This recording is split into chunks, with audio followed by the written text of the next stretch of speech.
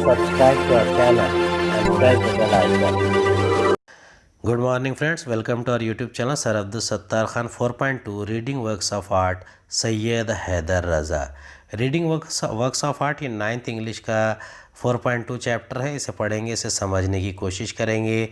Syed Haider Raza popularly known as Raza.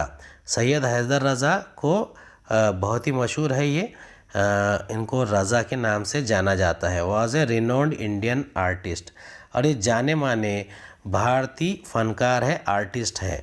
Simple geometric shapes, striking colour combinations, captivating compositions, these are some of the characteristic features of his paintings.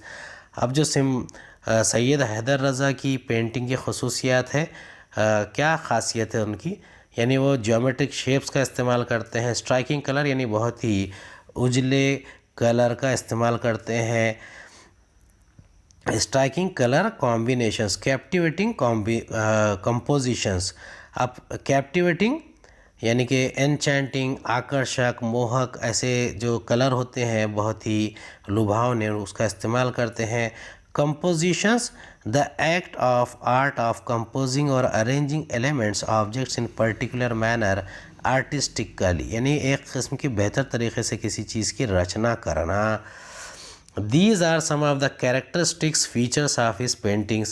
अब ये कुछ खसूसियात है, कुछ characteristics है, कुछ features है ये सैयद हैदर रज़ा की पेंटिंग्स के।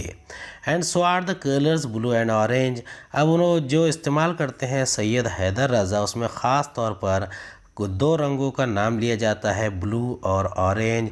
You will find them in almost all his paintings, और आप सैयद हैदर रज़ा की सब पेंटिंग्स में ये दो कलर को ज़रूर पाएंगे, ब्लू और ऑरेंज को। None of his paintings depict life like human figures और copies of scenes from his environment. You will find them, none of his paintings depict life like human figures. Depict, to paint, यानी किसी किस्म की चित्र को, किसी किस्म की तस्वीर को बनाना, रंगना, ये बिल्कुल भी नहीं चाहते। और उनकी पेंटिंग्स में ह्यूमन फिगर्स यानी इंसानी जिस्म की कोई नुमाइश नहीं होती। और copies of scenes from his environment, या फिर कॉपीज़ ऑफ सीन्स जो है इन्वायरमेंट से, वो भी नहीं आती। His paintings belong to the abstract style of paintings. अब उनकी जो पेंटिंग्स है वो एब्स्ट्रैक्ट स्टाइल की पेंटिंग है। अब एब्स्ट्रैक्ट क्या होता है?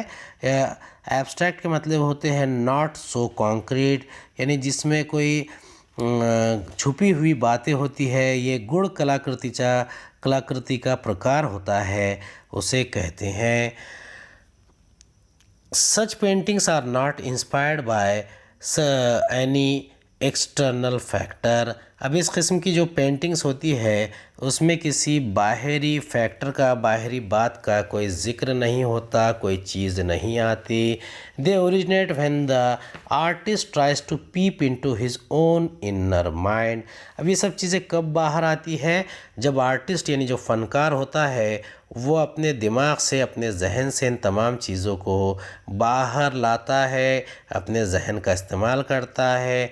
They are made by arranging circles, triangles, squares, rectangles, lines, dots in different compositions using effective techniques of applying paint, attractive color combinations, achieving balance in some places and creating imbalance in other places।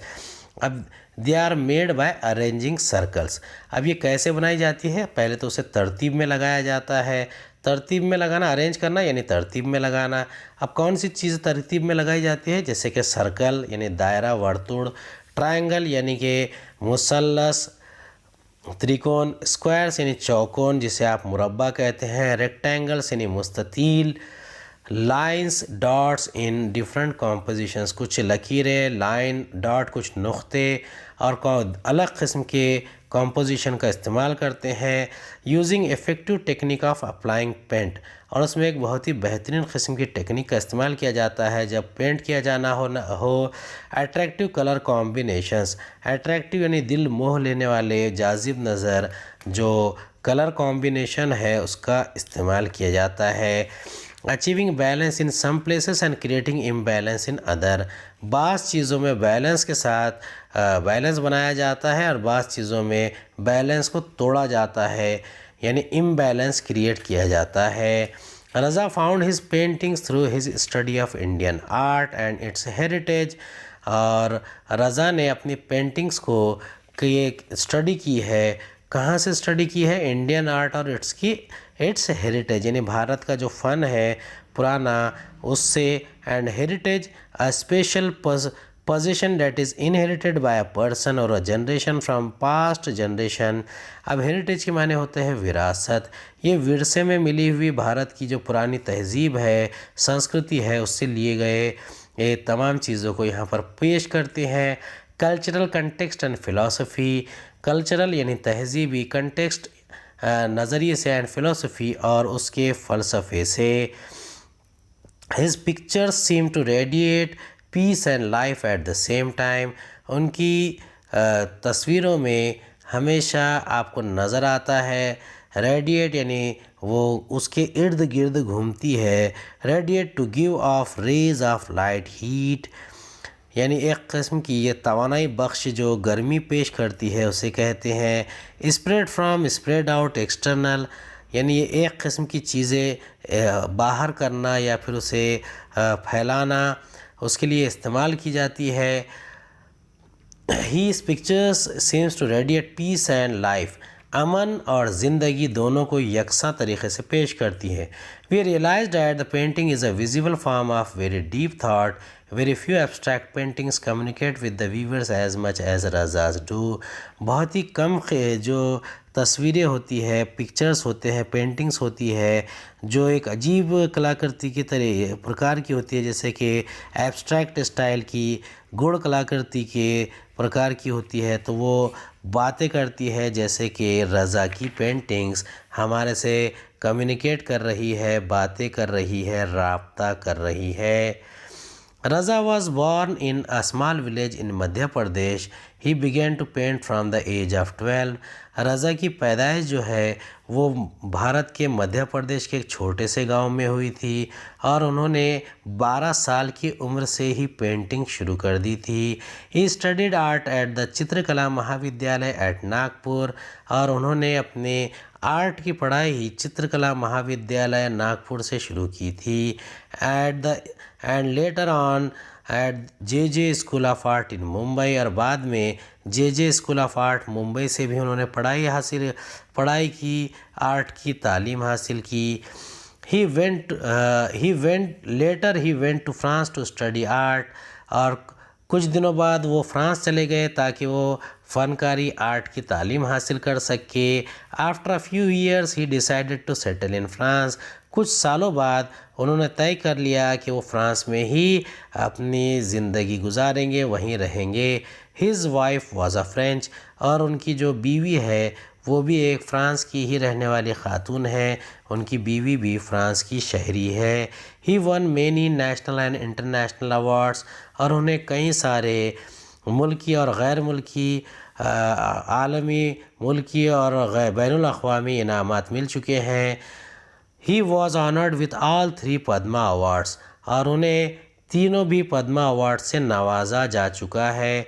ये Padma awards कौन कौन से हैं? Padmashri, Padma Bhushan and Padma Vibhushan.